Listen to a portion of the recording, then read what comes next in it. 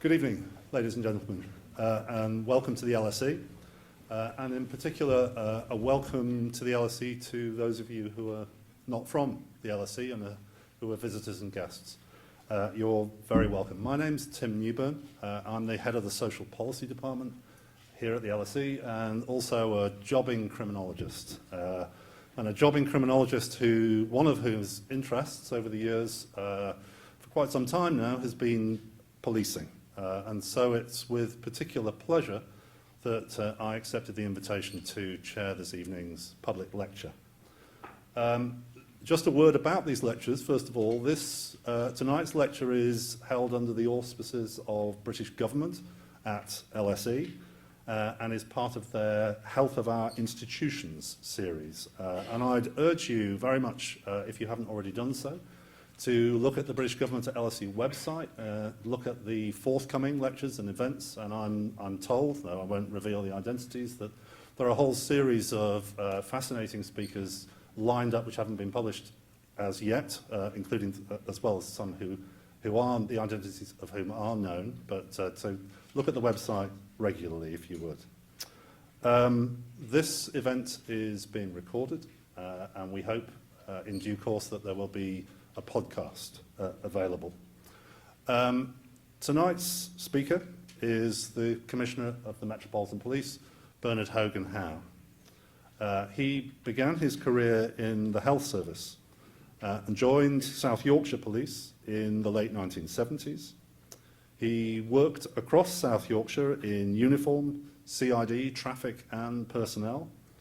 And in 1997, he joined Merseyside as the Assistant Chief Constable, Community Affairs, before taking responsibility for area operations in 1999. Mr. Hogan-Howe joined the Metropolitan Police Service as Assistant Commissioner in July 2001, with responsibility then for human resources. In 2004, he rejoined Merseyside Police as their Chief Constable, where he introduced the total policing model, as you'll see behind me, which also provides the basis for much of his talk this evening. In October 2009, he was appointed Her Majesty's Inspector of Constabulary with responsibility for London and for the National Office, and he was the lead inspector on a number of thematic reviews, including the Olympics, counter-terrorism, and serious and organised crime. In July last year, he became Acting Deputy Commissioner of the Metropolitan Police Service and its latest Commissioner last September. It's with great pleasure, therefore, that we welcome him to the LSE this evening. Commissioner.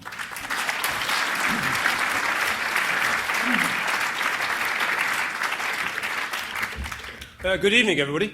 I'm really grateful for the opportunity to speak this evening. I'm grateful for the fact that so many people took the opportunity to be here tonight. I'm sure some people may agree with what I'm about to say, and some people may disagree, but I always think that getting involved in public debate is vital. If it doesn't come over at all tonight, I hope to get over to you some of my passion for policing and keeping people safe. It's what's driven me for 30-odd years now. And from when I started, I don't think I could ever imagine that I would occupy the role that I have now. As Tim said, I started in the health service. I used to work in a histopathology department. And I've been there for 4 years before I joined the police. My first day in the police was actually returning to the hospital in which I'd worked in the laboratory, where I made my first arrest. And it was around the casualty department with a chap who was drunk and incapable, not something we deal with an awful lot now because generally tend to go to hospital. But we did arrest him, and I was put in the back of the van to take him to the local police station. Unfortunately, he lost control of all his functions. So I spent about 45 minutes with this guy, who we didn't have a very coherent conversation, partly because I was unable to, neither was he. But it did make me wonder, had I made the right choice? Well, I did. I'm very proud of the job that we do. We don't always get it right, but it's a great duty and it's a great opportunity. In terms of what I'm going to talk about tonight, it's about half an hour, if that's okay for you, before I think there's an opportunity for questions if you'd like to ask them. First of all, I'm going to talk a little about the context in which we're operating in London and across the country at the moment. Secondly, I'm going to try and explain some of our ambitions. First of all, around why I've set the ambition to be the best. And secondly, as Tim said, around what does this total policing idea mean? And try and explain the reasoning behind it. Then I'm just going to say a little about our present operational challenges and some of the things we face, I think, in the coming year. The great opportunity there is to talk about the things you're aware of. The great challenge we'll be dealing with all the things that we haven't even thought about yet. Then finally, I'm going to say something that is a real passion for me, which is about communication. Tonight is about communicating with a group of people, but how do you communicate with the 53,000 people in the Metropolitan Police, and how do you communicate with at least 7.5 million people who live in London, and the 2 million people, it is said, visit every day? So that's really what I'm going to try and cover today, and I hope that meets the needs of the audience tonight. In terms of the context in which we're operating at the moment, I suppose the thing that affects all of us in public service, but also in commercial land, is the recession. That has various direct and indirect influences on public service, but it also has direct influences on the social context in which we operate. First of all, you'll know that right across the police service there will be a 14% reduction over the next 3 or 4 years in the amount of money spent on the police. 14%, many would say, is not actually a huge change. If you look at some organisations, they have to sustain a far bigger change. But of course that excludes inflation and a few other things. Police inflation is slightly different. But of course what the police have to respond to is the fact that over the last 15 years, the public sector spending on police has increased. So it's a complete volte-face in terms of what we've been used to dealing with, and it will need a different leadership style and a different sort of plan. The second thing that we have to deal with is the fact that in a recession, then often people protest more, and they want to have a different debate with, whether it be Parliament or with local politicians, about some of the hard decisions that have to be made around politics and around public spending. The police often are caught in that interface. Sometimes they get it right. The idea is to strike the balance between rights. So the rights of people to protest with the rights of people to enjoy peaceful enjoyment of their own home, the streets, or wherever they happen to be. But it does bring an extra layer of complexity. And of course here in London we get many marches every year. And that's not necessarily a problem. We always police it, and we have to make sure that we strike that right balance. But of course if the protests are very large, then two things happen. The dynamics in a crowd can be different to the dynamics of a 100-strong crowd. If you have a crowd of 10,000, the dynamics are quite different. And of course, at the end of the day, we do have a lot of people. We have 53,000 people, as I said, 32,000 of which are police officers. But of course, we don't have a new box that we open in the event of large amounts of protest. They have to come from the existing force. That often means that we drag them from the outer boroughs. There are 32 boroughs in London, which means that there will be a differential profile in terms of policing that's within the normal policing of London if protests should change. The second dynamic, ironically and coincidentally, today is the change that the police authority in London has disappeared. As of midnight last night, the police authority went. As I was saying to Tim on the way in, if tonight's lecture had been organised to coincide with that, it would have been a great strategy. I have to tell you it was a great coincidence. I agreed to speak tonight almost as I got the job. And the implementation date for the new MOPC, the Mayoral Police and Crime Commissioner, was only decided within the last couple of months, because as it moved through Parliament, it meant that the date kept changing. So it is a great coincidence, but it is also a great change. For those of you unaware, the police authority, probably about 2/3 were locally elected councillors who were selected to be within the police authority. Then there are independent members too. Well, they now have gone for London. The mayor is the person who has the legal opportunity to be the MOPC, but he's delegated that to a different person. That at the moment is a chap called Kit Malthouse, who will be there at least until there's an election in May. So that's quite a big change. The other 41 forces in England and Wales will see that change in November of this year. They've got a few more months to prepare. The City of London Police will not see that change at all. They will continue to have a police committee. But that is quite a dynamic change. We did a bit of press today, and the questions were all around, well, what's the balance of powers? What will change? I think the thing that's very clear is that the MOPC, the elected person, is responsible and elected for holding me and the police to account, and the Commissioner or the Chief Constable in the rest of the country will be about delivering operational policing. There's always a debate about where that line gets drawn, and I'm sure we'll have there may be questions about it tonight. I'm sure we'll have interesting debates during the year. But whatever happens, that certainty exists from the government, from the mayor, and of course in terms of statute. The third context in which we're operating is that the Met has undergone a huge amount of change at a senior level over the last 18 months. You all have read the press. My predecessor was very ill for a long period of time. His deputy was acting in his absence. Then succeeding that, there were then issues about phone hacking. But the bottom line was that the whole team moved on. So we've now lost a commissioner. The deputy commissioner has now retired. We've got 2 new assistant commissioners, and I won't bore you with all the detail. It seems to me that some days strategic management of any organisation hardly matters. The people get on with the job regardless of what the people at the top do. But I think if you see sustained uncertainty over a long period of time, then it does matter. The Met is a big beast. We're given £3.5 billion of the public's money. We employ 53,000 people. We provide a service, as I said earlier, to 7.5 million. So to provide more certainty and consistency is something that we need to aim for. And I think the trick is not to confuse certainty and stability with inertia, because there are many things to do, and I don't want to be associated with stasis and just the status quo. But we do have to give more stability to our organisation and also, obviously, to the people in London. We have a coalition government, as you're aware of, so that causes debate and tensions within the government, I'm sure, but also in terms of some of the things that we've taken for granted in the past. So that really broadly is the context. I'm sure there's many other things I could have talked about, but they're the things that probably are on our major hit list. So within that context, I wanted to set an ambition which I thought was bold and attainable. And what I've said is I want the Metropolitan Police to be the best in the country. You could argue all day about how you measure it, and I'm quite happy to say a little later about how we might measure it. But my principal point is this. First of all, I think it's an honourable intention.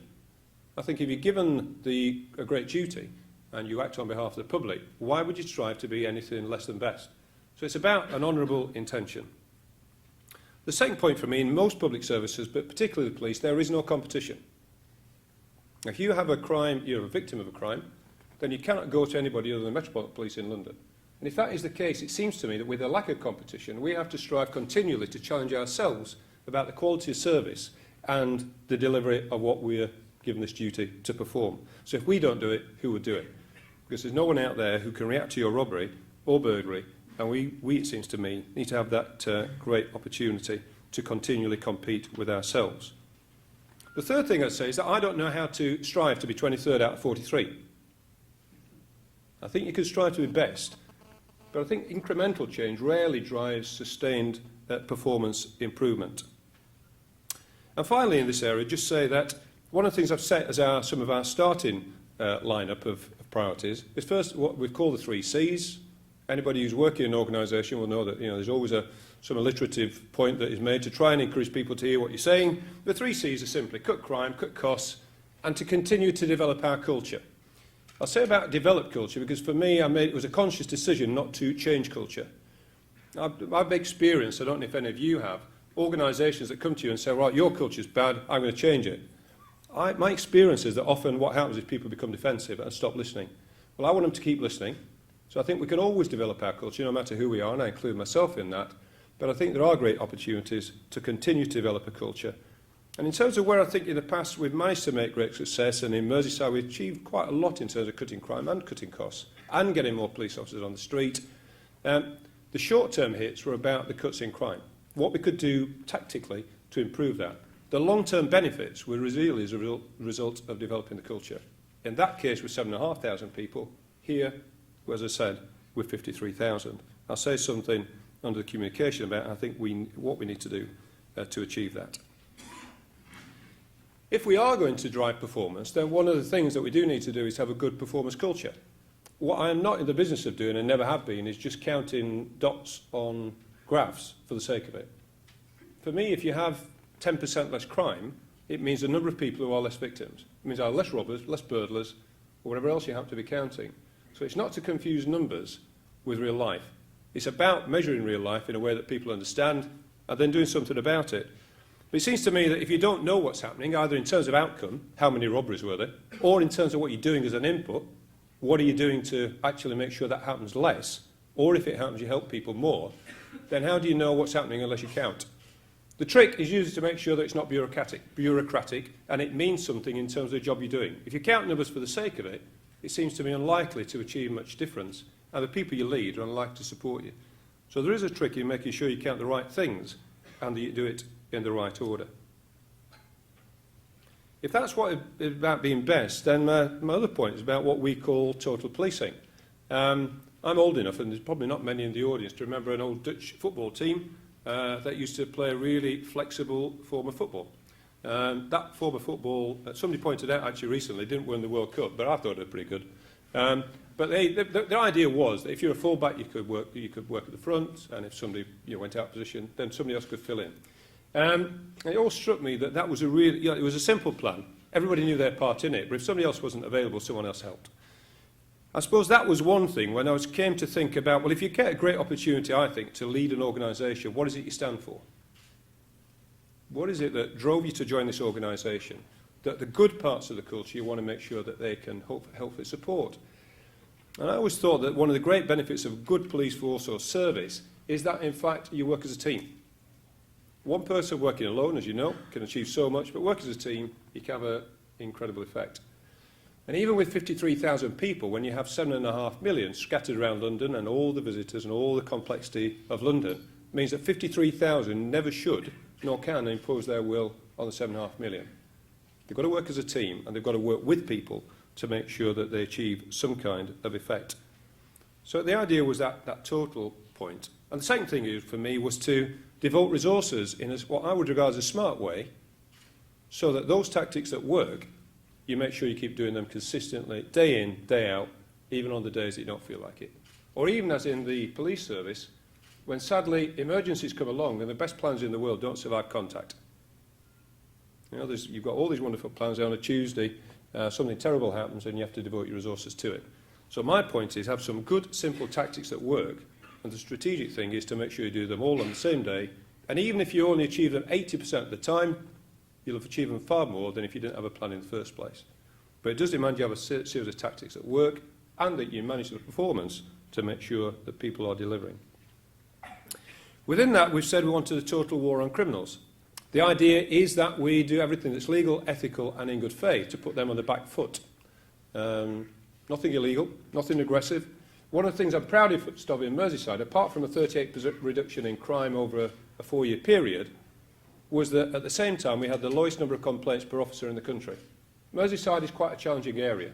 Not only did we reduce the number of complaints, we also reduced the civil litigation. It wasn't about being aggressive. It was about the police doing the job in the right way and gaining the support of the public. But it wasn't about turning away and walking away when it got difficult, or not doing the job to the best of our ability. The types of tactics that we use there, and we've started here, are things that can have an indirect benefit sometimes. So people don't always think that the immediate tactic works in the way that you might imagine. So one of the things we're pushing here is about cars having no insurance. The law says that if you have no insurance, no tax, no driving licence, then we can take your car. If you get it reinsured, or for the first time insured in some cases, or taxed, or you get a licence, you can have your car back. You'll still be prosecuted, but you get your car back. If you've done none of those three things, you've lost your car. We can then sell that car, and the money can be put back in the public purse, and it can be used for crime-fighting purposes. My point is not that the motive is to get the money. The real benefit for me is that 80% of the people we take cars off which are not insured have got a criminal conviction. We are not picking on the good people who make a mistake just not insuring the car. So you're either slowing their mobility, and if they're a burglar, they probably burglar a little less for the period of time they don't have a car. So that's one of the principles for which we found works. We crush some of the cars if they're not fit to be sold. It's a very visible representation of what you can achieve if only you apply yourself to some of the detail. A second tactic, which was not my idea, but I thought was a good one, we had a sergeant on the Wirral. Wirral is quite a nice area in Merseyside, although it has some challenging parts. And the sergeant noticed that if, instead of taking months and months on drugs operations to do surveillance, if you got enough information to persuade a magistrate to give you a warrant, so an independent check on whether this was good and valid information, if you got the warrant, put the door in, it's amazing what you found. You got a series of criminals who actually weren't expecting you. Sometimes you found drugs, sometimes firearms, sometimes cash. The point was you kept them on the back foot. And the test of propriety was whether the magistrate would give you the warrant, and they were prepared to support that.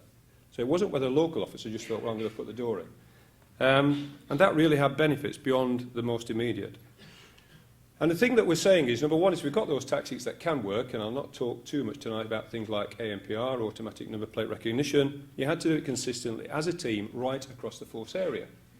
Because if you're not careful, the challenge comes in, well, all you're doing is displacing it. You're moving it from the Wirral, you're moving it over to Southport or wherever. But if you do it together, the impact as a team can be significant. And the trick is to try and do some of these things together in London on the same day. We started those tactics. The trick is to keep it moving forward in the future. The second part of total policing was to say, sadly, we do not catch everybody who commits a crime. We detect broadly 1 in 3 of all crimes. We detect 90% of murders. But of all crimes, about 1 in 3. And some crime types, very low percentage detections. Attacks on people's cars in the street, there's no witness, no forensics. It's very difficult to go much further with that with volume crime. Perhaps we could do more, but at the moment that's how it sits. But what it means to me, for example, is that 2/3 of the people who are a victim of crime do not have the satisfaction of their case going through a court. Well, we still need our care. We still need our support. And for me, we need to do something to help them. They come to us in various guises. They always come to us a little upset and emotional about what's happened to them. Sometimes they speak in a second language. Sometimes they might be psychiatrically ill. Sometimes they might be just upset by the moment, or they've got something happening in their life of which this is the final straw. But to me, that if we are totally supportive of those victims, we've got a chance to do something for them, even if we can't catch the person who committed the crime. And the third leg of the total is to be totally professional in the first 2 items. So to be totally professional in the way that we fight crime, and to be totally professional in the way that we support victims. If we can get that right, we've usually started to get our job in the right place. And the only final, which I couldn't squeeze total into, but we put it anyway, which is about technology. The police service is a great people business. I don't think we'll ever have a time when we police without people. But I do think that technology is a great opportunity that we have not yet tapped. You see the pace of technological change, but things have come along over the last few years, which I think we can invest in more and drive out better performance. So I've mentioned automatic number plate recognition cameras. It's a thing that drives a congestion charge. It's a thing that tells you whether or not someone's driving a car that's stolen, whether the driver might have is wanted for murder. It's something that actually can do something you or I think can't do, which is remember lots of number plates and then tell you whether you should stop them. It's a very intelligent form of stop search, and I'm going to come back to that later. But for me, that is one example, and there are many, where in fact technology can help us do our job. And for me, over the time, a lot of police IT, and I don't know what other organisations are in the audience, but our IT has produced lots of lists. Not detected much crime, but it's produced an awful lot of lists. So I can tell you how many burglaries there were last year, but which one did it prevent? And it seems to me automatic number plate recognition and others things can help in that bit. And we need to invest at the rate, a different rate, as we have done to date. I sort of talk a little about the operational challenges. In the coming year, I suppose the blindingly obvious one is the Olympics. It's going to be a great opportunity. I think everybody wants to make sure that people who visit London have a great experience. It's a great sporting event. And in the way that you hope that referees, for those who watch sport, are the thing that you don't notice, that would be our great accolade. If the police and security systems are in place, don't get noticed, nothing goes wrong, that'd be great. But clearly, there's a risk. Millions of people watch, hundreds of millions of people watch the Olympics live across the world. You have hundreds of thousands of people who are going to visit the event. It's going to be a great challenge just in terms of the infrastructure coping. But the bottom line is we all need to keep them safe, and we need to prevent. Probably the biggest thing that we worry about is terrorists. I don't think necessarily criminal attacks are the issue, but we do worry that the opportunity presents itself for terrorists. And of course, it says nothing in this audience to say that both America and the UK are potential targets for certain groups of terrorists. So it's something that we need to be aware of and we need to plan. And certainly the threat assessment said that even if today there is no obvious threat against the Olympics, it's clear risk. And it's no good getting in May of this year and suddenly wishing that we'd ramped up all the security as though it was the highest threat. So we have to use that lead time effectively. But it's a big change for London. Fairly small period, the Olympics and the Paralympics, but a huge amount of planning to make sure we get it right. There'll be about 14,000 police officers, many from outside London. which is a point I make about mutual aid. We help each other from time to time. Really important that we get that right. We got the consequence of the August riots. I'm not sure anybody fully understands yet exactly what happened in those riots, but terrible things. People died in London, people died across the country. Any riot is an awful thing. It's when control broke down, perhaps we see the worst side of human behaviour. But it's vital we don't see it again. It's vital we are trying to understand what happened. Dara Singh is producing a report. We, the Met, are producing a report. We'll publish our report, but of course it will be our report, based on our evidence gathered from people talking to us. And people may say, well, actually, that's a partial inference. So we're doing our best to, give objectivity, but I'm more interested, frankly, in what other reports produce in terms of their evidence gathering. We've got the Jubilee, which is another great opportunity, but quite a challenge in terms, again, of policing right. We've got general counter-terrorism. We've talked about the Olympics, but of course, as we saw with G20, back in the attacks that happened in London a few years ago now, it wasn't the attack on the heads of European governments and world governments that was happening in Scotland. It was an attack in London. So, they could attack anywhere, even if they don't attack the Olympics, and it may be around the time rather than at the time.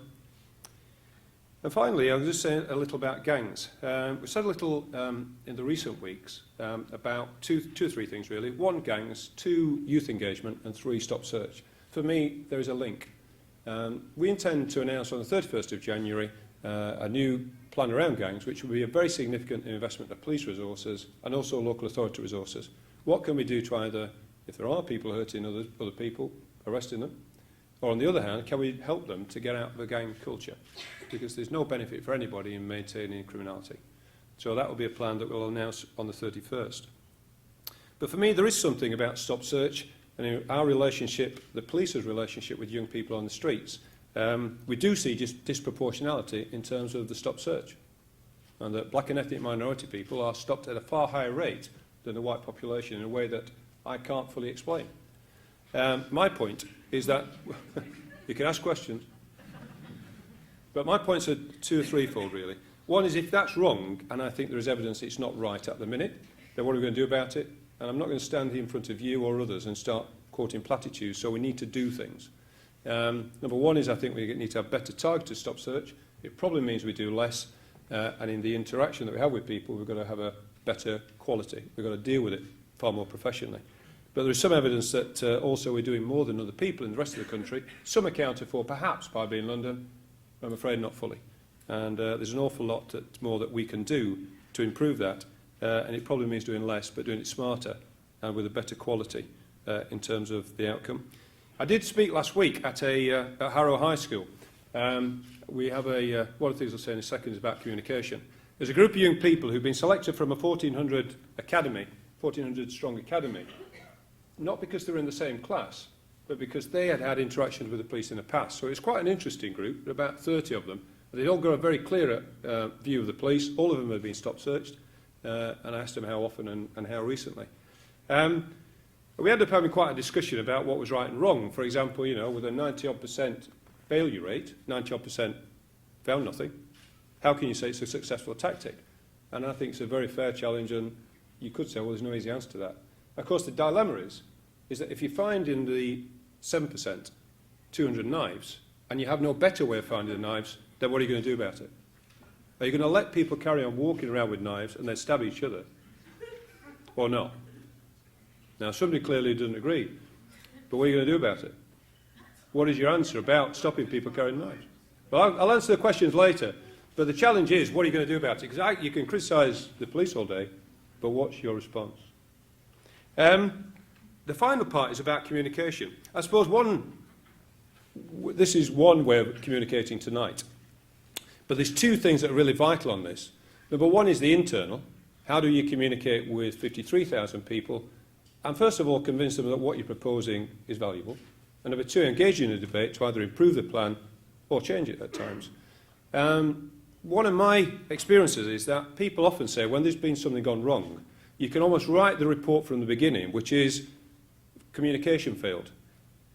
You can think about with the loss of life in various disasters, organisations that failed. You can always pick out something that says communication failed. For me, what it usually means is that no one thought it was important enough to invest a lot of time and money in it. You know, if your diary represents the best way you can communicate with people, for me, within the Met, then one of the things that was already happening to some extent, but we are every 4 weeks, we get 200 or 300 people together like this, we have a debate. One, we give a briefing, but then number two is a question and answer session. So there's opportunities there to either convince or to change your own mind. Now, we'd use the internet, we start to use Twitter, and the vital thing for me is one of the things that worked best in Merseyside is we picked out the leaders of the organisation and worked directly with them as the leader of the organisation, sat them in a room, and then we worked through the things that we want to change. Because if you're not careful, your organisation's hand, the supervisors, is left with people who've been doing the job for 20 years, and no one had the courtesy and, for me, the common sense to sit down with them every so often and say, you know, things have changed a bit. All those things that you started doing 20 years ago, when you might have been selected as sergeant, may have moved on. And then we get surprised because they become cynical, because they keep doing the same job, and no one said things have moved on. So it's vital we invest that time in training and in development. And that's something that we will do even with 53,000 people, and I'd want to take a personal lead in that. And the final thing is to mention the external communication. For me, number one is to have a simple message. People I don't think, and I include myself in this, I listen to the radio, I couldn't recall everything I heard on the news this morning. Perhaps you can. But it seems to me you've got an opportunity, if you've got a simple message, to get that message over to lots of people. So the message has to be fairly simple. It has to be reiterated. And in a city of 7.5 million people, there are mechanisms to get that conversation going. They call them mass media. That's why they're there, to converse with the masses, as is the internet. So the challenge for me seems to be to get regularity and frequency of that interaction. It can be by using the mass media, and it can be the other thing we've started. We've only had two other sessions up to now, but we'll have more. Which is every 4 weeks to go to a different part of London, hold a meeting in a borough. So if you're not happy with the police or you just want to come and discuss things, come and meet me in this room. We're in Harrow, which was covering Brent. So I think where the other ones were Brent, Barnet, and I think it was Haringey last week, where people did turn up. I think about 200 people turned up. They asked questions. They had some good questions, and you can't answer all of them. But it seems to me that the very least you need to do is to be held to account, and that's one mechanism with which it can be done. We've tried tweet, but I think as one or two people have found recently, tweeting can get quite difficult to try and reduce very complicated things into simple language. And the time that you have to make that calculation is very short. It's a dangerous combination at times. But it's an opportunity that we can use, I think, a bit more. But I think if I was left with nothing else that I wanted to get over, is it seems to me that whether it be tonight, whether it be the mass media, whether it be the internet, or just the face-to-face contact, that's a great opportunity to be influenced and to try and influence others. And I think you should have the courage at times to stand in a room with people and then see whether or not they agree with you. If they don't, then take it on the chin. But sometimes perhaps they might think you've got a point, and they may therefore be persuaded. But at least you've engaged in a contact. And even in a big city, doing it regularly, frequently, with different networks, you will gradually have some kind of dialogue, which I hope will improve our decision-making and my decision-making over the years. Thank you for listening so carefully. I appreciate it. I've gone on a bit. I'm now going to sit down. If anybody would like to ask questions, very happy to take them.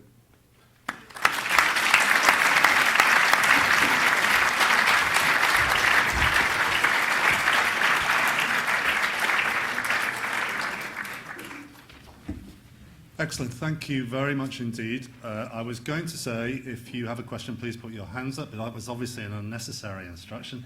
A couple of things. I'm going to take questions in batches of, I think, 3, because there are lots of people who want to speak. If when you do speak, you could identify yourself and let us know where you're from, that would be very helpful. But please also... I'm taking notes, by the way. Do keep the questions brief, if you would. I have one at the front here, one at the side there, and at the back, at the top there. So, David Lammy, MP for Tottenham.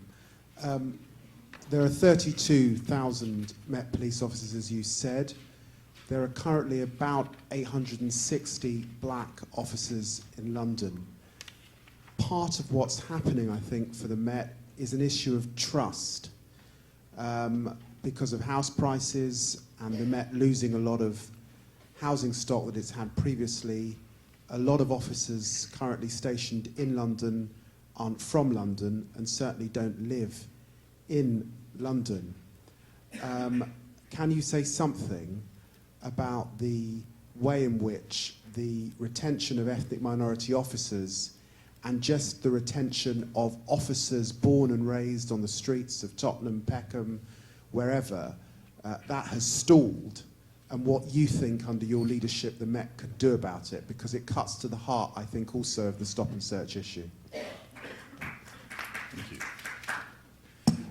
Tim Spear, London. I read a book called Wasting Police Time, a blog, where the guy was implying that the police spend more time on bureaucracy and form filling than being able to catch criminals. So I wondered what you thought of that. Thank you. Matilda McCatram, Black Mental Health UK. Commissioner, I welcome the fact that you have a passion to keep people safe and you want to be the best. One thing that's really come out in the wake of the Lawrence convictions is that amongst the UK's African Caribbean communities, confidence has actually been shattered. And there are two things I'd really like to get your opinion on. The first is the use of places of safety for people detained under the Mental Health Act. The IPCC research shows that 50% of deaths in custody are mental health service use, and I don't know if you could look at that. And also the National Criminal DNA Database. Currently, 77% of young black men are profiled on it, and 27% of the entire black population are on the database compared to 10% of white people. And it's a huge issue. I know you know about the Protection of Freedom Bill, but those are two things I'd like you to address. I'll stand if you don't mind. I just feel a little more comfortable, that's all. First of all, in terms of David Lammy's question, I think, David, it's right to say that although we have 32,000 officers, we have about 3,000 officers from black and ethnic minority background. So it's not yet representative of London. It's about 9.5%. So I think if you look at the census, I think London's got about 1 in 3. So it's improved from where it was, but it's not yet where it needs to be. There is a big challenge at the moment, which is that if you're not recruiting, then how do you change the numbers? We're waiting to hear from the Mayor. Are we going to have the same numbers of police next year? And we are hopeful. But of course, if we end up losing people, then it's pretty hard to change the mix. I suppose there's an indirect benefit of disproportionality 30 years ago, is that people who are leaving us now in retirement are disproportionately white. So we might see some change. But frankly, I can't make an awful lot of it. But that's our biggest challenge. There has been a strategic change made, which I think will bear benefits in the way that you described, which is recruiting Londoners. The Met over the years, for those who don't know, but the profile of our community support officers and our police staff is that 1 in 3, roughly, are from London. And therefore, you might think they are better represented. The thing is, on the police officer side, historically, when they couldn't get enough police officers, they recruited from outside London. And perhaps unsurprisingly, the pool has therefore led to a disproportionality in the recruits. I'm not saying that's the only reason, but I think it's played a part. So a couple of years ago, what the Met said was for various reasons, it wanted to only recruit from 2 groups. Police community support officers, which had a better proportionality, about 1 in 3, and also from specials. Both of those groups tend to be Londoners. Specials because they're volunteers, and therefore they tend to police in the area they live. Community support officers because generally they have recruited from London. So what you've seen over that 2-year period is we have seen better representation, but it's not yet perfect. The only final thing I would say on this is, for me, I've argued with colleagues in ACPO, but also with others, that I think we should have lateral entry. Because you could have another 1,000 police officers, which will hopefully people would notice on the streets, but at leadership level, if you waited for those people who are at a junior level to get through, could take 10, 20 years. And you stand in front of audiences like this and others and try and convince you, Nirvana's on its way, and people don't believe you. For that reason, which is one reason, but there are other ones, which is just about getting good talent in, I would argue for lateral entry for police officers. So that even if you didn't start as a PC, after a period of training, you could come as an inspector, superintendent. So for me, that would be a vital change that would, one, allow us to get talent. Because, for example, black and ethnic minorities are disproportionately represented in a positive way in graduate groups. So it allows us to recruit from people and other sectors which I think have better representation and are talented. Now, Windsor 2, which is Tom Windsor's carrying out 2 inquiries, we'll hear what he's going to say about that within the next few weeks. I'm hopeful that there will be some movement there. But to be fair, that will be about the symbolism, which is important, but not necessarily about the volume. But we remain alive to the opportunities for the future. Tim, you mentioned about wasting police time. It still happens. My view is there's 2 great drivers on the whole of the of bureaucracy. One is the criminal justice system. I blame no part of it, just that it's not very well connected. And that would therefore lead to my major point, which is about the IT. Remember I said our IT I thought could get better. A lot of the duplication, the forms and the rest of it is because our IT doesn't collect the information we need to manage or to transmit information through to the criminal justice process, to the criminal justice system. So for me, it's one great enabler. Probably the cultural change is that we need to trust more and monitor less. But whenever we can't get that right, then I'm afraid that a lot of what we see as bureaucracy often is form filling, but the forms rarely, sadly, are on the IT. So we end up duplication and too much handwriting. So I think if we can get that right, it will be a great achievement. And my ambition for our IT is it's more iPad than the green screen. And a lot of our investments are still leave us with green screens around in a way that means that we can't transmit data. And officers on the street don't get access to the data they need to do the job. So for me, that would be a vital change. In terms of the point about the consequence of the Stephen Lawrence trial and the convictions within the last 2 weeks, about the point about people with mental health problems who die in police custody, we do not want to see them there. The problem is often that the health service, often the reason they're there is because the health service contacted us because they're worried about their behaviour. Sometimes they're committed serious offences, so at least something has to be done to deal with that. But we still need to do more to make sure that people who are generally not accountable for their actions and are ill have a better treatment of being arrested. The sad reality, I'm afraid, is that in the first few minutes of an arrest, you rarely know always what you're dealing with. Somebody's unusual behaviour may be driven by drugs, it may be driven by drink, it may just be they're angry. It may be they are psychiatrically ill. The officer at the scene is rarely well equipped, sometimes not even in the custody centre, the cells, still doesn't always know exactly what they're dealing with, because often it's a combination of the lot. It's not just one issue. So I think there's something that we can do more of. I mean, one of the things we should reassure people about is that CCTV monitors all our cell areas. We have custody nurses who look after both the suspects who are detained and also after the officers if they're injured. We have police surgeons who are available to come, and obviously we should take people to hospital if that's necessary. We now have life monitoring systems within the cells, as well as CCTV within the cells, that should someone stop breathing in some of the cells, we've got an opportunity to act. But it is a complicated area, and I'm not sure there's an easy answer, but I don't disagree with your principal point. People who are ill shouldn't be in the criminal justice system. But we're at the acute end of the market, and we don't always have the benefit of a 28-day assessment. You made the point about the DNA database. I suppose it's a little difficult for us. I suppose we put into the system 2 different samples. One is from the people we arrest, and one is from the scenes of the crime we investigate, and then we try and match the 2. So if there is disproportionality there, and you make the point, I couldn't argue to your statistics because I just don't know at the moment. But I'm sure there's overrepresentation, but you see it throughout the system, whether through the courts, through the prisons, etc. But I'm not sure whether or not we're taking disproportionate amount of DNA, because we take DNA from everybody we arrest, and then we in turn charge it stayed on the system. Thank you. Question in the middle, at the back there, if I may, first. And here, at the second row. And here on the 1, 2, 4th row. Just, okay. Oh.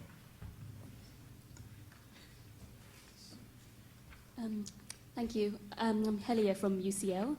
I was wondering if you could talk about your views on whether there's a link between crime rates and perceptions or fear of crime, because I'm not sure about the statistics, but my understanding is that crime's been falling in London, but that the fear of crime hasn't reduced along with it.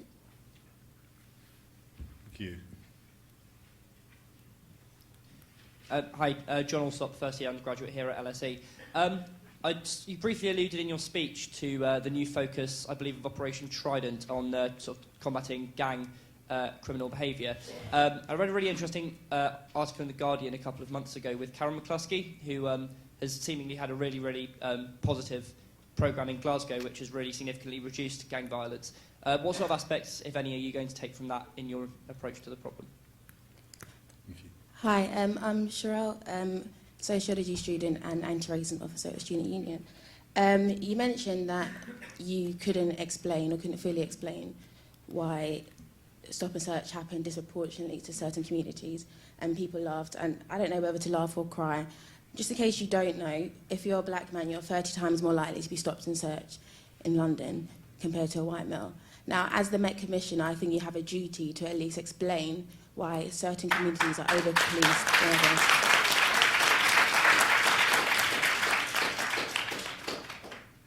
Okay. In terms of the point, I'm sorry, I didn't catch the woman's name who's from UCL. Henia. It was just that the link between crime rates and fear of crime is not well established. So it seems as though even when crime goes down, people remain frightened of it. The various explanations for that, of course, recorded crime doesn't capture everything. But even when the recorded crime and the British Crime Survey, which is an anonymous survey of the amount of crime around, goes down, it still seems that fear of crime can go up. No one really understands that exactly, but there are many things that play a part. Apart from your personal experience, it also depends on what the media report and how they report it. It can be that single incidents have a disproportionate effect. And I suspect if there are criminologists in the room, they will know that the answer to one or two of the questions I'd now ask, which is of the people who are arrested, how many are charged, how many get convicted in the criminal justice system. If I ask that question in a public forum, people often say, well, about 10% get convicted, 50%. The answer is about 80%. People often think that the criminal justice system doesn't work. And yet the prison population has gone from 40,000 to over 80,000 within a space of about 10 years.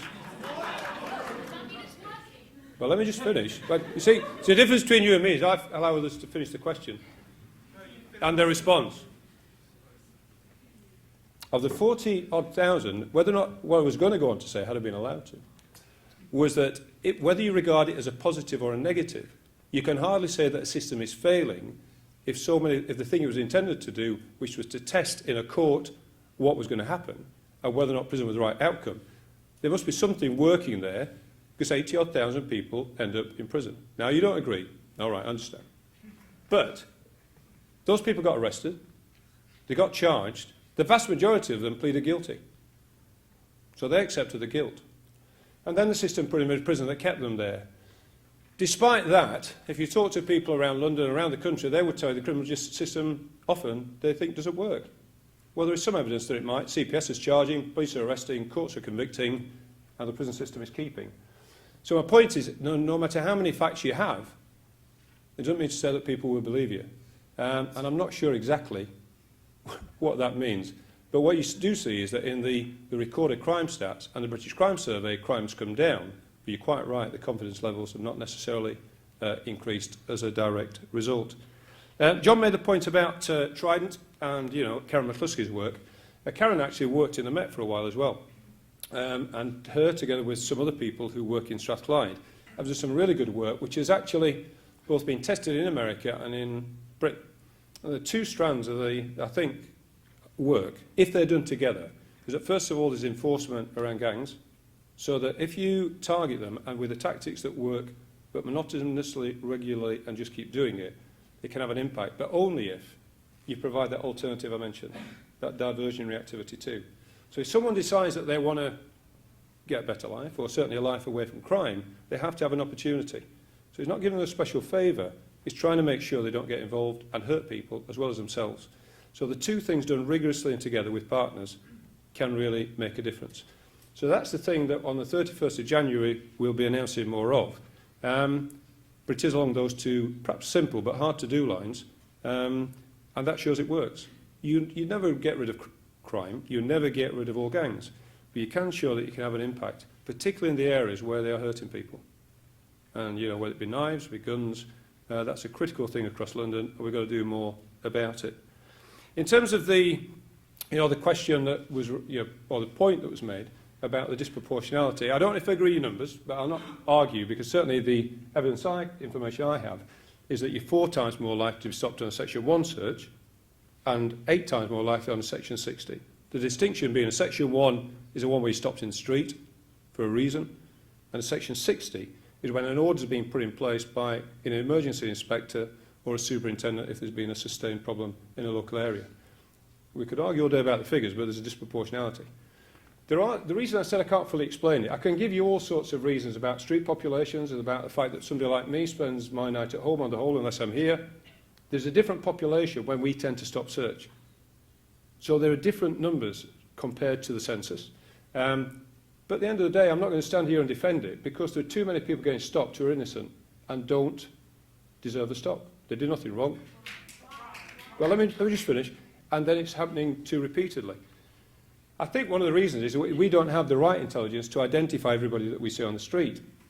So sometimes if you know someone that's previously been caught with a knife, or someone who is threatening people, or somebody who the local community said we're really worried about them carrying knives, or their brothers said it, sometimes people will tell us, we've not got enough intelligence to actually, out of 7.5 million people, this person tonight is the person we want to find. Now, one of the things that we want to do in the future is to say to people in the way that Crime Stoppers does, if you've got intelligence about a person, give us a name, give us who's carrying the knife, we'll go and find them. We haven't got those systems in place. So often you see a less intelligent approach overall, and I think we need to get better at that. I'm not going to duck that question, partly about training, partly about our systems, but mainly I would argue about identification of people who should be stop searched. Because one of the options that certainly someone like me has got is, I'll tell you what will stop it. We'll just stop search. And it goes back to somebody laughed up there. But if the reality is then that people walk the streets with knives and guns, I'm not sure who's better off. So it seems to me better that we try and improve the system, not that we stop it. But I think a large part of it, as far as I can see, and the other option is, of course, that people believe that we're prejudiced and we only stop some people by colour. Now, if that's their perception, it's their reality, so we've got to do something about that too. So I hope you will see that in the coming weeks, we'll have a better system.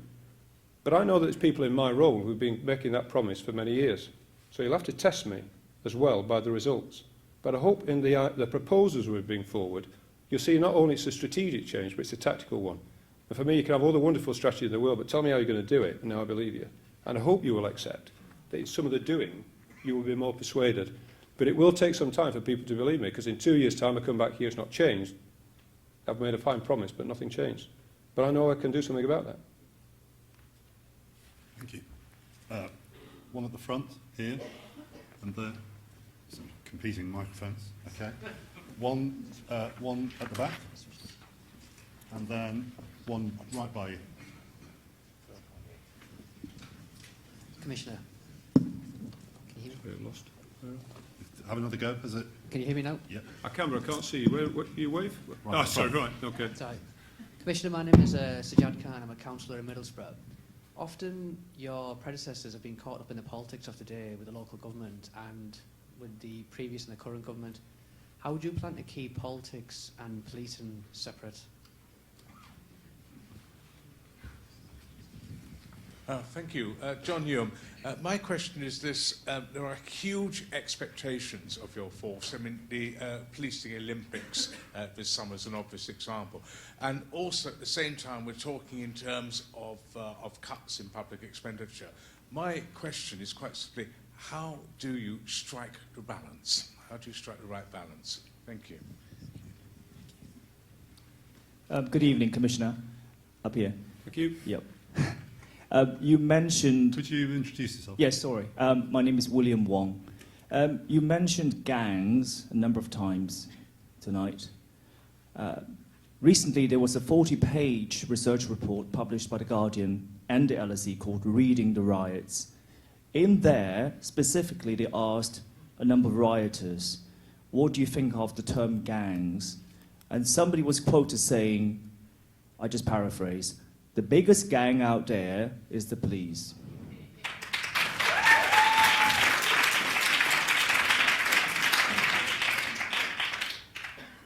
And just a minor second point, I don't know whether you saw the play The Riots, which was at a tricycle and recently moved to Bernie Grant's. In there, this is verbatim political theatre, so they're using all this interview material. Intense hatred, I'm quoting, for police in uniforms was featured heavily again and again. I'd just like to know how you're going to respond to these, because even if you say you disagree, perception becomes reality. Thank you very much. Thank you. That's obviously, that last one was obviously my planted question. Right. In terms of the your gentleman, the councillor from Middlesbrough, I mean, I'd argue that, in fact, politics and policing have lived side by side for a long time. Anybody who thinks that there weren't politics involved in 1984 in the miners' strike, and I could go on and list a few more, politics is always around. I mean, politics, I think it seems to me that it's democratic opportunity to influence the way things happen, isn't it? That's broadly what it's about. So, I mean, people will want, as people in this room want, to influence the way the police work. So there will be that need. And it seems to me that's a legitimate purpose of politics. I suppose you've seen from time to time when that's veered too far. So I think where people are agreeing in the old system and in the new system that, you know, we've just embarked on in London, is that no one's arguing that politicians should get involved in individual decisions about individual operations, about who should be arrested, who shouldn't. That's where I think, you know, I think that area is fairly clear cut. But, you know, there has to be political discourse. I mean, you know, if you went back to when I came to Met in 2001 for the first time, the Metropolitan Police had about 26,500 police officers. Today, as I said earlier, about 32,500. That increase happened in about 3 to 4 years. That's a huge amount of money. You ought to get money if some politician said, actually, there you are, that's the money. That's the people's money, and you're going to get it. So it seems to me that, you know, there can be some very positive outcomes of political influence. The police are challenged about various things, laws change, things move on. So it seems to me that you have to have that. What nobody wants to see, I think, is where police operations are directed in that way. But at the end of the day, you know, there's nearly 60 million people in the UK, there's 40-odd million people in England and Wales, and nobody's going to allow the police to just do what they want. So therefore, whether it be the courts, whether it be politicians, there will be a constant debate. And the trick, I think, is to make sure that there's influence exerted and not direction and control in individual operations. But it is a constant challenge for everybody involved, either for police to make sure they listen and for politicians to make sure they don't interfere at a more operational level. But I think on the whole that debate gets managed in this country pretty well. In terms of the point about huge expectations and striking the right balance, my point to our officers and our staff is always that, you know, you've got an impossible task in a way. You know, there are lots of people. You would always argue for any public service, will, whether it be a health service or anyone else, will argue for more. So you end up in a form of rationing. If it's health, it's rationed by time. The police, sometimes it's rationed by time. We don't end up doing everything for everybody at the right time. We try to deal with the life-threatening immediately, and then, frankly, we prioritise after that. So I think that's the way that we try to do that. I suppose there's two things. You have to do the routine routinely to a high standard. Then from every so often you get some extraordinary challenges. We've seen many of those this year. There will be more to come. But at the end of the day, you've still got your 32,500 cops. And if you're not going to recruit someone in 24 hours, so you've got to keep them flexible. And although in this audience, by the sound of it, I may struggle to win this argument, but I'd argue the police service are incredibly flexible in the things we ask them to do. They're often criticised as being the public service of last change, if you like. But in the recent public service strikes, which we saw, the ambulances in this city ran out. Well, there was at least one other emergency service who couldn't help, and it was the police who actually put 80 ambulances out within a very short period of time. Officers who had some training took on a huge amount of risk. You imagine you go into a childbirth or you go into somebody's having a cardiac arrest and you're not trained as a paramedic and they died in your care, how would you feel? So I think, you know, we are not perfect. We are sometimes too traditional. But I think, you know, we've got an incredibly flexible group of people. And I said it earlier, you know, what was the spirit that I wanted to have in the organisation I led? It was the spirit, the best of the culture, not the worst, but the best of the culture that, you know, I joined, which was there is an incredible flexibility. They take on things that you never paid or trained them for. They often will not get the respect of anybody because people can be prejudiced against the police as the police can be prejudiced against others. But on the whole, and I'm not blind to their failings, they're a pretty flexible group of people. And when everybody else is walking the other way, they're prepared to walk towards a problem. And sometimes they create a problem and, you know, it's not a perfect world. But I am proud of what they achieve most times in what can be a very, very demanding scenario. And, we can have a very clinical debate here in this room. But at 10:30 tonight out on that street, there was another type of debate going on which is not that clear-cut. So they'll not always get it right. But I think I have the right to defend them when they're trying to do the right thing, even when they sometimes will get it wrong. William's question, which was about the reading the riots, of course, what many people, and I think William acknowledged this in his question, was, of course, the first part of the LSE survey was about talking to the rioters. So we did it sequentially, and I know there are other things to come. The trouble is, I think we're doing it sequentially, and this is a challenge to the LSE, which there are many members here tonight, is that sequentially, not everybody who hears the findings of the first report understood it was a partial view from one group of people involved in the riots. And I think that wasn't necessarily the most comprehensive way of giving that information. I respect the view of the people who were in that group who were surveyed, but of course, as we know, 70 to 80% of the people who were in the riots who were arrested had previous criminal convictions. We're not always talking about people who have an impartial view entirely of just on what happened on that night. And I think that at least needs to get played into the mix in any subsequent debate about some of the findings in this very important area. And the only second point, you made a point about the big gang, and we'll take that on the chin. But I think what I would like to get over, I was talking to someone today who'd had now he's an academic, but he's a black guy who had a checkered, by his own admission, a checkered criminal history at the beginning, was that I think we will get it wrong if we try and use language that categorises all gangs and gang members as the same group of people. It's not about branding, it's not about talking to people as though they're inanimate objects. For me, it is about recognising that members of gangs can be influenced. We've got to do something that recognises their individuality as well as the effects they're having. They say, don't they, I think in conflict, there are 7 stages. And it starts where we disagree and it ends where there's a war. But along that spectrum, we stop listening to each other. Because about stage 4, you say something to me and I say something like, yeah, well, you would say that, wouldn't you? Because that's just what you think, isn't it? In fact, I haven't got a clue what you think. But we've got to a stage where we imagine we know each other's motives. It seems to me if we get the language and the communication wrong with the gangs, one, they won't hear. And number 2 is it will misrepresent what we're about to do. So it's not that straightforward a task, but I think if we think about it carefully, we can get it right.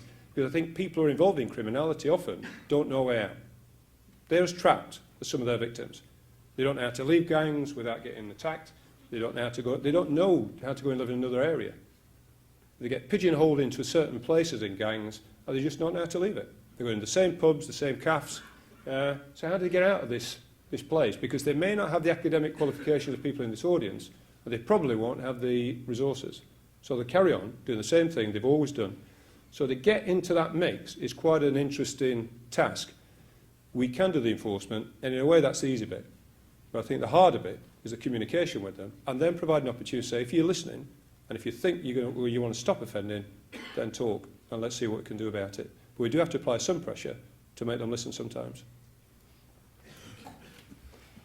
Right, time is marching on. We've got 4 microphones, so we've certainly got time if the Commissioner's happy with this, to take one more round of questions. So let's try and use all 4 mics if we can. So one here, one in the red shirt at the back, and then right next to you there, and then finally, who have I been missing out? So chap there in the second row. Oh. Pass the microphone along, and if you can keep the question quickly, we'll do the extra one if that's okay. Yeah, sure.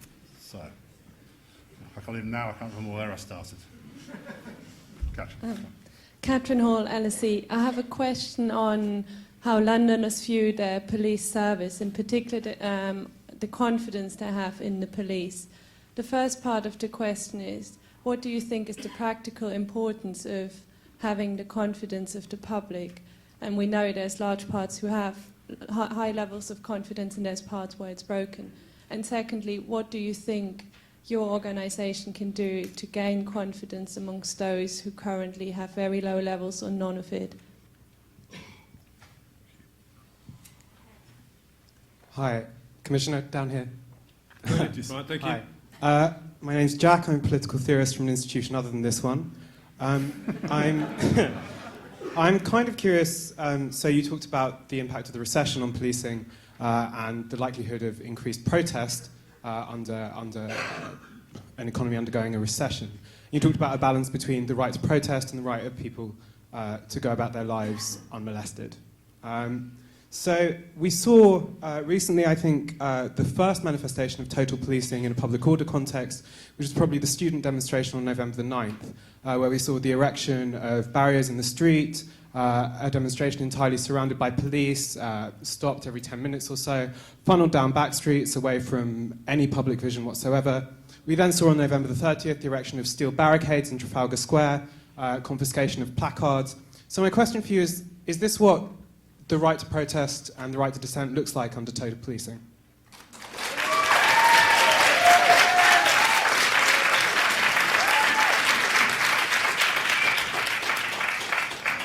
Good evening, Commissioner.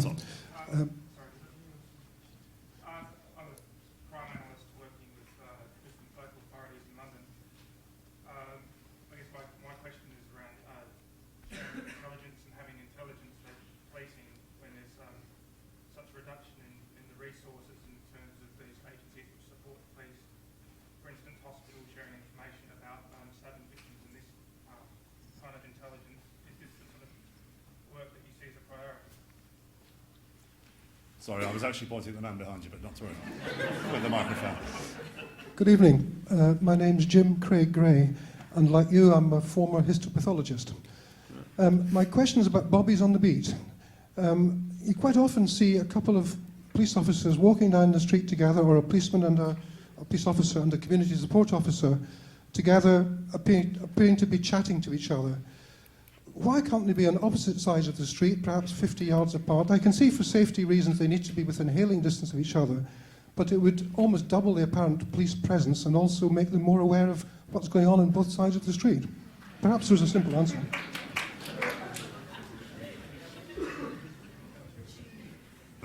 No. I shall attempt to point at the right person.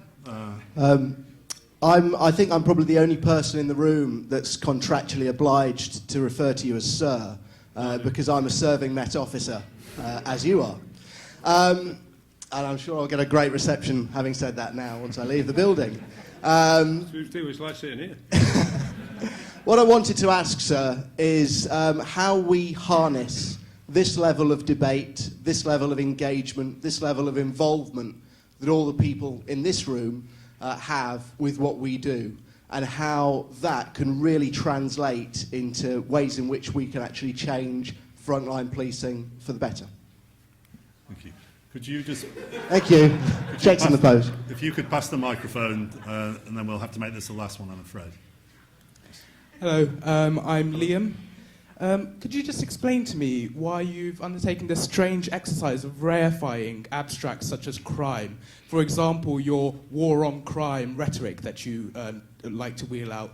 Is this an attempt to abstract away from criminality within your own police force, such as the 333 deaths in police custody in the last 13 years? I'm sorry if I got this figure wrong, because they've increased since the last time it was reported.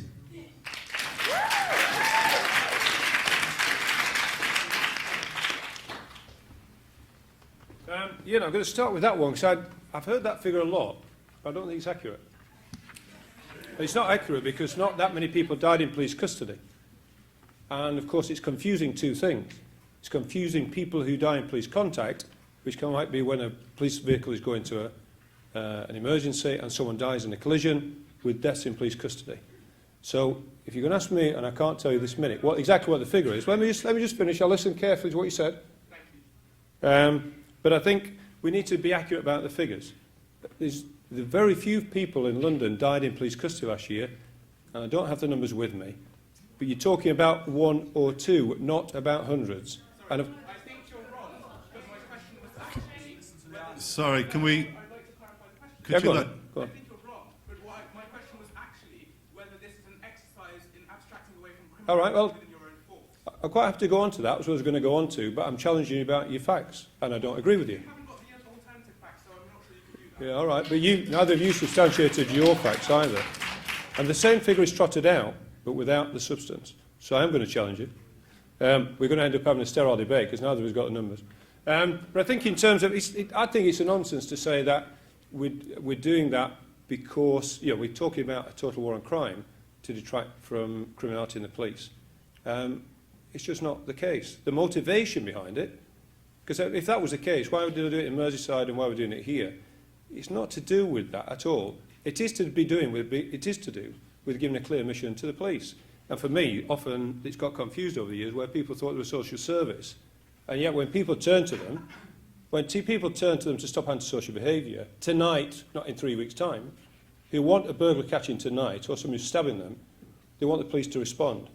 So that's the motivation. I can't talk about other people.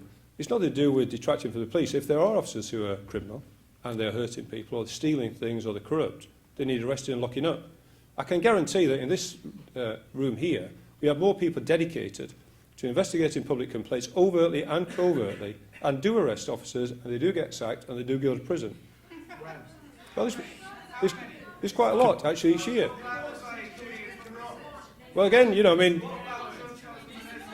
well, if you just let me finish, you can all shout out various facts that are not necessarily relevant. But my point is that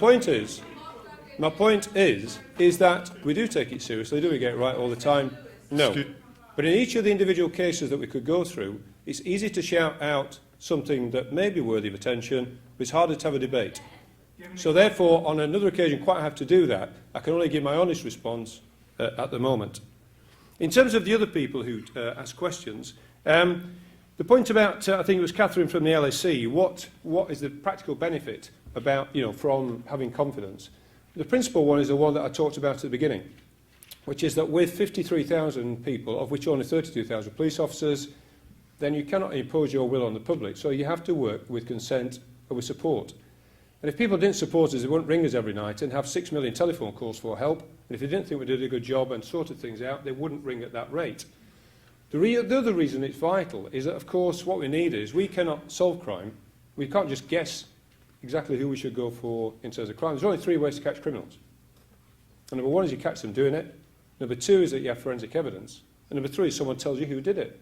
And it's in the latter category that we don't have public support, who do in large numbers tell us who commits crime, that we wouldn't get anywhere. Well, clearly, we are making arrests. We are, as I said earlier, under challenge. We have had success. But, of course, we do have informants. We have members of the public who tell us what happened. We have victims who tell us what happened. And we're able to actually make progress in many, many criminal cases. But I think we're only able to do that if we can show that we act reasonably most of the time. If we get it wrong, we try our best to go back and put it right afterwards. I think the best way of trying to get confidence in those groups of society who don't trust us at the moment is to just keep working hard at trying to improve and trying to get it right. And acknowledging if we've not got it right and coming up with a better plan and keep going back. There's no public service in this country or anywhere, I think, that couldn't say that it's perfect or would say it's perfect. So therefore, we've always got an opportunity to improve. And while I'm here, we'll always listen. And if we've not got it right, we'll try our best to come up with new things and new ways to do things. Jack made the point, which is about the various student marches. He got a good round of applause for his total policing about stopping protest. It's not. But what you can't see either, if you remember, Jack, from the previous year, was that when a protest got out of hand, is a building got invaded and people were at risk. Yes! Now, some people might think that's a good idea. Well, let's come into your house as well. let's come into your business. But let me just finish, which is that people have got a right to protest, and we did nothing in the policing of the 2 marches that you mentioned to stop that protest. But what we did stop is obviously the opportunity for people who might, and there were people in the crowd who did want to cause either harm to property or to people. We made sure that we stopped them doing that. Now, you may say no, but in thousands of people who are protesting, nobody really knows exactly what they're going to do. And as we saw in the riots, if a crowd gets out of hand, you cannot restore order very easily. So the main thing is to make sure that they police properly and appropriately according to law, but not that they get out of control. So therefore, nobody's... Let me just finish. Now, you see, what you're demonstrating is that you don't like other people's points of view, so you try and dominate. No. The very thing is... Excuse me, can I please ask you to let the Commissioner finish? Yeah, well, what you're showing is that you don't like other people's points of view and you shout down. Fine. If that's the sort of sterile debate you want, I don't mind. But I'm trying to tell you that, first of all, we will respect the law and we will protect protesters, but we won't allow them to disrupt other people's life. Ladies and gentlemen... Well, you've got your point of view, but I'm not going to agree. In terms of the final point which I think was made, was about... Sorry, there were two others. One is about the sharing of intelligence. The gentleman who... I didn't catch his name because I couldn't quite hear. I couldn't quite hear because you haven't got the mic. The point about sharing of intelligence, I don't think depends on the economic situation and how much resources we've got. It depends on the will of organisations to share it. The health service over time has improved the way it's shared information. I think it's vital. Because I said earlier that there are different ways of measuring whether crime improved or got more or got less. But people report crime to different organisations with different motivations. So people go to health service to get help because they've got a medical problem. People report crime to insurance because of motivation about compensation.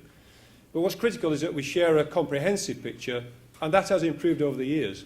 I'm sure it could improve again, but generally you do see that a lot of that information is shared.